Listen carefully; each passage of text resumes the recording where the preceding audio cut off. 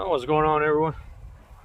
So we're out here, and I'm down by Lawton area. That over there, just on the other side of my truck, there's a fence right there. That is Fort Sill, so we can't go over there. We call these our military bees. We got Maverick and Lexi and Lucas. They're not gonna work them right now. It's kind of raining, but here we go. We set these hives up right there. We set these hives up not too long ago. I'm gonna check them. The one thing I'm asked about is how do we check our hives, being across the entire state and everything. And one thing that we do is we don't check as often as a lot of beekeepers do. So in the spring we're out a lot more often, but in the summertime in our area there's nothing really going on. And so if we keep our bees under control, swarming young queens, good food on them, I don't need to be all over the state every week. And I don't tell people to do that, to not check their colonies. It's kind of a double-edged sword, but it is, you got to learn on how to keep bees. But at the same time, I think a big failure rate is people get in their hives way too often, and it sets the bees just back so much. And so I believe this was when we dropped them here, it was 4 weeks ago. So we haven't been out here in 4 weeks.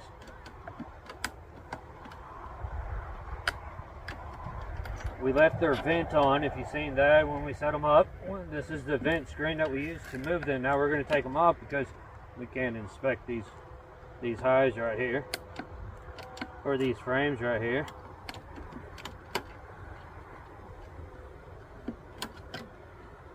So there's a lot to beekeeping, and you have to be able to understand and learn, and the only way to learn is to get into your hives, okay? So if you're in your hives, you're learning. But after you learn and you understand what you're looking at and what you're seeing, and you can feel weights, and you kind of know the flows in the areas, and if you have your colonies under control, you honestly don't need to be in them as much as some people will say. Now this is going to depend on different areas and things of that nature. So some of our colonies we check a little bit more often, and then other ones, you know, we might only be out every 3 weeks, maybe once a month, you know. So it comes with experience, it comes with what you're wanting to do with them, and it's coming with your area. Now if your area is under constant flows, if you got a spring, a fall, a summer, nectar flows, then obviously you're going to be in your hives a lot more than what I'm going to be in mine, because I don't have that. I have like one flow basically, and that's it. So say we can feel the weight of the food, and we'll need to get a little bit of food on that colony. That's not a big deal. They got plenty of frames still to make it. Maybe I'm thinking that we're going to have a fall flow here, or just throughout a large part of the state. The queen is laying eggs. Not a lot of brood on here, which is just fine with me. Again, I'm not here to, I don't need all the honey and everything. I don't need these large colonies and stuff. This is the size that we keep them. They're split. She's doing good. Everything looks good. They have food, and the queen is kind of back down, and that's fine. I want them to go off of the natural forage. Now, I believe that beekeepers fail a lot because it's not just mites. The way they keep bees, you know, if you follow us on Instagram, if you follow us on Facebook, read the lessons from the Beehive, I said, you know, most people keep like their bees going full throttle, like summer bee or like spring bees, and we don't. We let them go through a break. There she is right here, beauty of the queen. She was somewhere right here. I don't know where she just went. That's how fast we lose them.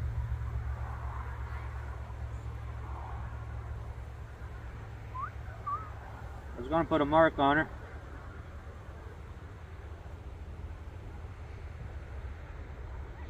Huh.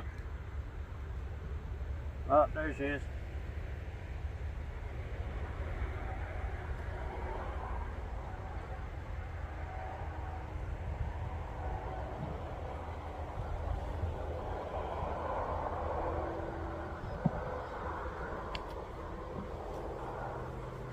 She's kind of, you can see that she's kind of golden and a little dark.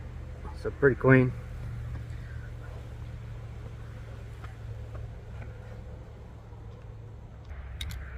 Alright, so here she is. We had her pinned. We just dot the top of her. Now, do we do this often? No, I don't. But if I see them, I'm trying to get in the habit of marking our queens. It's just something I'm trying to do. We'll see if it works out. I don't always keep my marker on me at all times, but if I can find them, we're trying to mark them.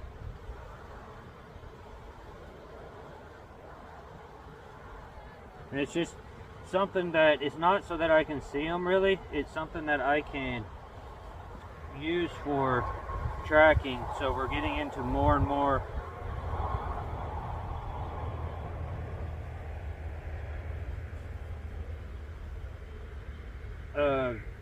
replacing bees in the springtime, and then after summer solstice going into winter. So we're using basically two different colors for them, and then that way I can see them. It's just a little bit easier for me on that front. So they're buried and heavy on this front. There we go. So this colony will need some food, so we'll make note of that. They have plenty of food until the next time that we visit, but then we will start bringing food out here to get them ramped up. That queen will start ramping up a lot more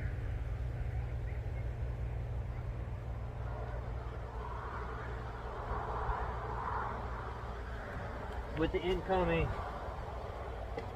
pollens that are, so goldenrod's coming up, it's already been blooming.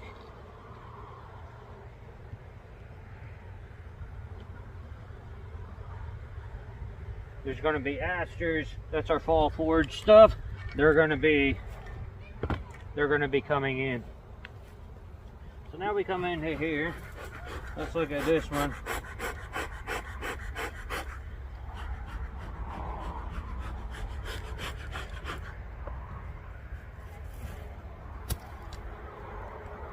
See how this one's doing.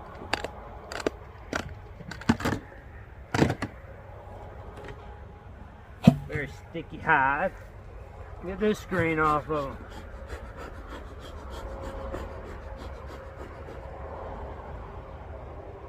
Beetles, kill them through that screen.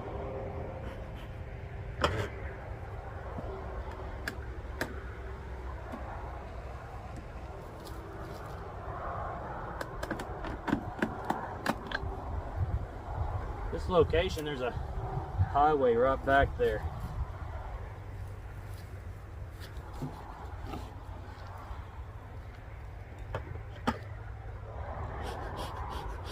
Now this one is a setup that we kind of,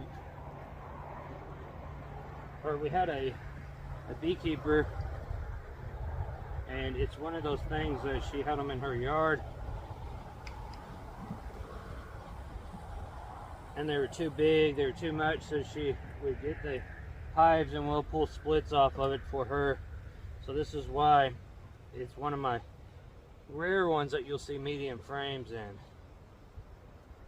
But look at that, it's just beautifully, tons of food in here for this colony. I mean, just a whole bunch. That's what we like to see. Bring you in closer.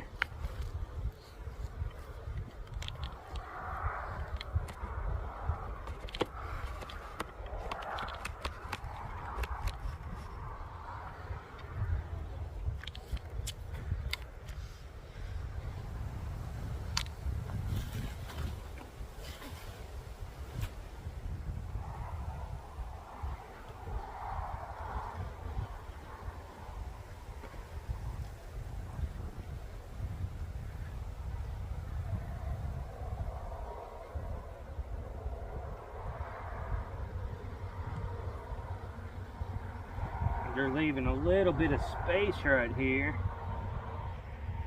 for the queen to lay. So she got brood on her up here. We're not harvesting any honey.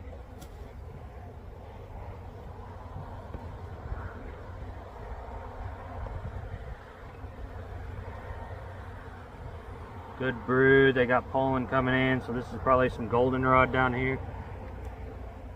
Well, that'd be right there. There's some white one, so that is thistle, I believe. Somebody asked us if we knew what the white pollen was, and I believe it's the wild thistle. So beautiful frames of brood, eggs. I see eggs. I see larvae. They look good. I don't need to go through it anymore. That's all that we need to do. We also have to be very careful with robbing situations.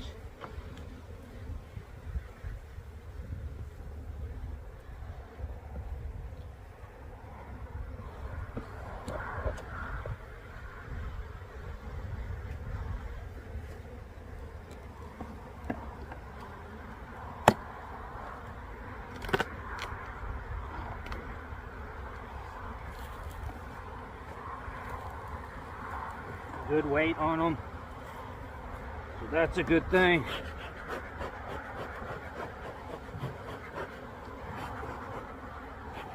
Give a little smoke on the hands. I think it helps sometimes.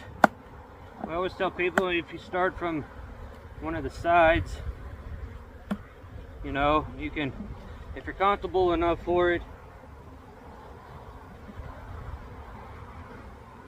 to go in the middle, but I never suggest really going in the middle too much to too many.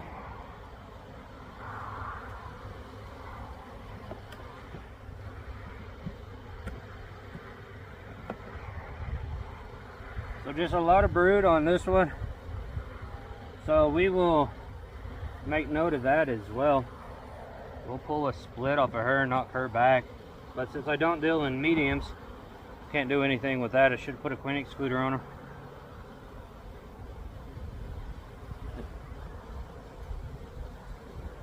Lots of eggs. And this right here, this colony is a prime example of what beekeepers can get into. So this frame obviously needs to be re-waxed all right here. It needs to be possibly just changed out. I'm going to put this on the end. I don't like that frame at all. But this is what beekeepers can face. Is this colony is up here. They are, now they got food on there. They got a weight on there. You can feel it.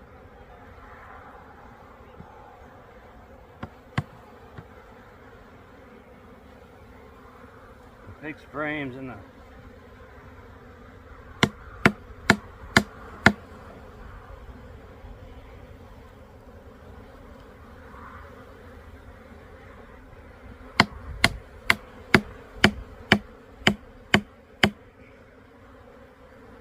comes in pretty handy whenever new tools are testing out. But anyways, back to this. All right, so this is something that can happen, and a lot of beekeepers can come on here, and what they're doing is this colony is continuing to just ramp up. That's what they're doing. And so feeding them, if she has eggs, larvae, and there's brood, and feeding them is something that beekeepers are going to have to do, because they're going to run out of food in a dearth period. They're not slowing down much. I've seen them way worse than this. She has brood up top. She has brood down here. And so when beekeepers are caught off guard with it, they're eating all their food, eating all their stores.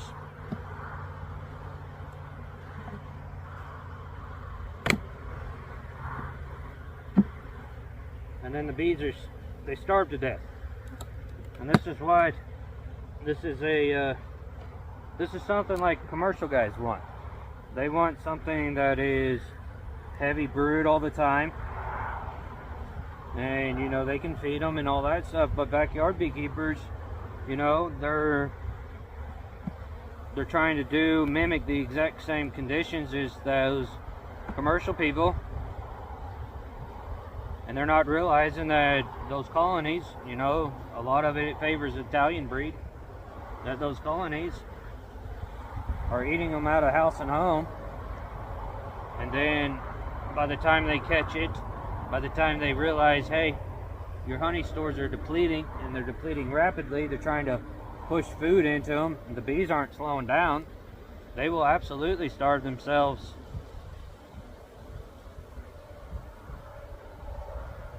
And it's a genetic for commercial side of beekeeping. I don't think it's a good genetic to have in the backyard setting. I'd rather my colony go through that situation over here. So that situation over here, this queen, she's stopped. She built up on the nectar flow, the natural pollen's coming in, and then now that we're in dearth, she is slowed down. She has like one frame of brood on her, and that's good. And they're conserving their food stores. This one right here, they have a lot of food up there. She's laying up there and laying in here, and she's ramped up, and there's no sign of really her slowing down too much. She's mainly up here in this box and not down here. So she's not really one that goes with the flow and the natural. She just is building to build. And those are good in some situations. In some situations they're not. It just depends on what you want to do with your beekeeping. But for me, I try to get my colonies to go more with the flows. That's what I want to see.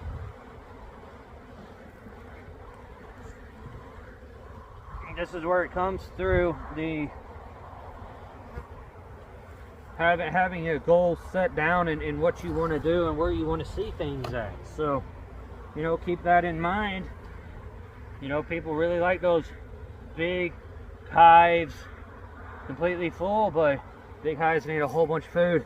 If they're continuing to brood all the time, they got to have that food on them. That costs a lot of money to keep food on colonies when they are just in a brooding period up at all times. So that's just kind of the difference between two queens, two genetic traits, and side by side comparison with it. But both colonies are looking good. They're both doing different things. This one's still rearing a bunch of brood. That one has slowed down. So I'm not concerned with either one of them. They're both good on food stores for now, and we will let them keep going. Now here in a couple of weeks we will you know, start getting them up to winter weights for us. So, but that's something right there. Like I said, it's been about 4 weeks since we set these colonies here, and you know, they're doing just fine. They don't need our interference into them very much. I'm just here to make sure that they got room, that the queens are doing good, And you know, that's about what beekeeping is. And you know, for the first couple of years, you need to be in there. You need to be learning. You need to be watching. You need to be hands-on. And then after that, you get a feel for it, and you can back off. You know, go a couple of weeks in certain time periods and stuff like that. You know, so you got to think. You know, in the wintertime, you never really open your hives. A lot of people are too scared to open their hives when it's cold, anyways. But you know, the same thing with summer dearths and stuff like that. As long as they have food and they can protect their hive and they're healthy, you don't really need to be in there all the time. Okay, again, if your area has summer flows and has those big fall flows, then sure, you're still raising bees to collect that. But if you're in a full-blown summer dearth like what we do, let them be bees. And you know, if they're under control and you got them to a good point right now, you'll be good to go, I promise.